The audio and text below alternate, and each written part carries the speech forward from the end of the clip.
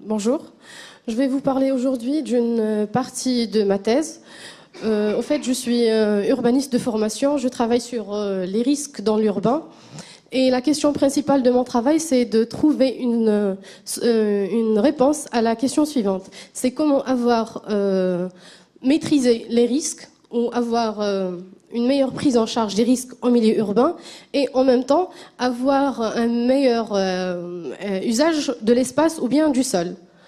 De ce fait, j'ai pris le cas des instruments d'urbanisme qui font la planification urbaine, à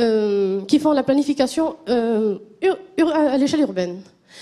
Alors, que veut dire instrument d'urbanisme? Les instruments d'urbanisme sont des plans d'urbanisme. Elles concernent soit une partie de la ville, soit la ville ou bien l'agglomération.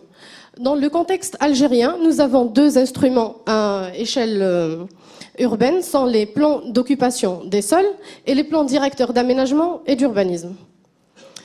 Et dans ce cas-là, dans mon exposé, je vais parler beaucoup plus des plans directeurs d'aménagement et d'urbanisme parce qu'ils sont eux qui font la planification à une petite échelle, donc une grande surface. Qu'est-ce qu'un PDO? Pour définir le PDO, c'est un guide de gestion et de prévision pour aider les décideurs locaux. Il contient un programme d'équipement et d'infrastructure pour les villes. Aussi, il nous servit pour faire un zonage pour les territoires communaux. Le PDO aussi est un instrument de planification à long terme, veut dire de 15 ans à 20 ans, dans une mesure où il prévoit des urbanisations futures. Sur le plan juridique, il est opposable aux tierces. Ça veut dire que on ne peut pas faire n'importe quelle construction en contradiction avec les dispositions de ce dernier. Alors, pourquoi le PDO et quels sont ses objectifs? L'objectif principal du PDO, c'est de prévoir une urbanisation future avec ses règles, c'est fixer les emplacements des projets d'intérêt général et d'utilité publique, il détermine les limites des futurs POS, il détermine des entités urbaines ou secteurs selon le vocabulaire de la loi. Il prévoit aussi leur évolution dans le temps. Il fixe pour chaque secteur des dispositions réglementaires générales. Alors, quels sont les différents secteurs que le PDO prévoit? Le premier secteur, il détermine les zones urbanisées, il détermine les secteurs à urbaniser. Les secteurs à urbaniser veut dire dans un court terme, les secteurs à urbanisation future, donc dans le long terme, et des secteurs non urbanisables. Non urbanisables ou urbanisables avec des conditions. Donc, il est très important dans la gestion ou bien dans la planification spatiale. Donc, notre question principale était de vérifier l'étude de danger, l'analyse de risque dans cet instrument, est-ce qu'elle est vraiment pertinente ou non? Pour la méthodologie, nous avons choisi la méthode d'enquête sur terrain avec des techniques de l'entrevue afin de rassembler les informations nécessaires. Une méthode historique avec les techniques d'analyse de contenu. On a comparé avec les anciens instruments d'urbanisme. Enfin, une critique interne et externe des documents qui va nous permettre de répondre à la question posée et aussi une comparaison avec les différents documents choisis et la comparaison aussi avec les instruments, avec la loi et avec la réalité. Je vais vous présenter mon aire d'étude. J'ai pris la wilaya de Constantine parce que je voulais prendre plusieurs PDO afin d'avoir une réponse plus fiable. C'est pour ça que j'ai choisi la wilaya de Constantine. Une wilaya, elle regroupe plusieurs daïras.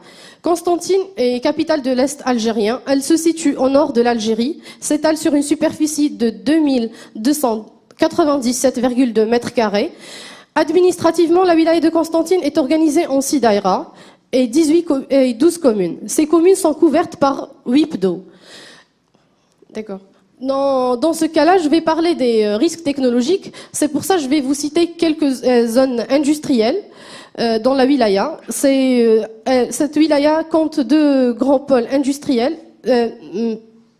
Industriels de mécanique sont de Ain Smara et Oued Hmimim, qui peuvent donner lieu au développement d'une industrie de sous-traitance. 4 zones industrielles et 11 zones d'activité sont réparties sur le territoire de la wilaya.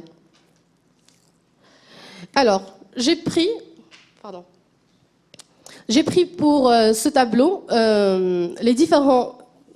Dans ce cas-là, j'ai pris le PDO du groupement. Le PDO du groupement regroupe 5 communes de Constantine, la commune mère, Constantine, et les 4 communes limitrophes.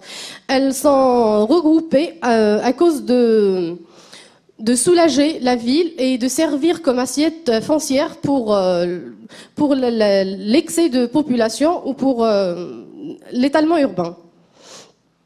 Alors, j'ai pris dans la première case. J'ai pris dans la première case l'analyse de risque faite dans l'instrument. Dans la deuxième case, les recommandations faites dans l'instrument. Et dans la troisième, c'est les limites ou bien les remarques que j'ai pu faire ressortir. Alors, dans le premier cas, c'était les transports de matières dangereuses. Il précise vaguement ou d'une manière générale les routes qui sont traversées par ces véhicules qui transportent les matières dangereuses. Vu les recommandations, on trouve qu'il précise que des servitudes. Et ces servitudes ne sont pas respectées vraiment par la population. Donc le PDO n'est pas vraiment appliqué. Malgré qu'il exige des servitudes, son application n'est pas vraiment faite. Les risques touchant à l'insalubrité, on trouve que par exemple dans le cas des risques liés à les décharges publiques, il n'y a pas de recommandation pour réduire ou bien pour se débarrasser des décharges par exemple sauvages. Dans le cas des risques réseau, il prévoit que par exemple aussi des servitudes. Il ne précise pas par exemple le degré d'exposition au risque, leur interaction par exemple entre les différents réseaux. Dans le cas des risques liés à l'industrie, il précise que la localisation des zones industrielles sans recommandation. Pour les carrières aussi, il n'y a pas vraiment de mesures pour réduire le risque.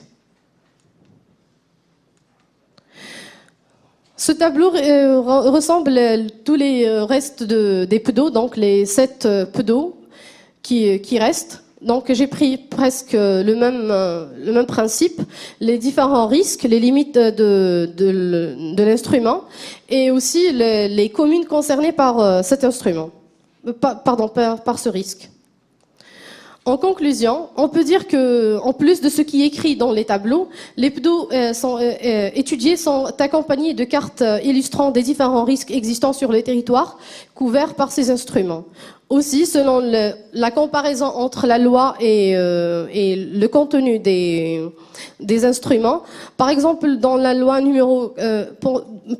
dans le décret exécutif 91-177, dans son article 3, le PDO doit indiquer les périmètres de protection et les terrains exposés aux risques technologiques présentés par les établissements et les infrastructures, notamment des installations chimiques et pétrochimiques.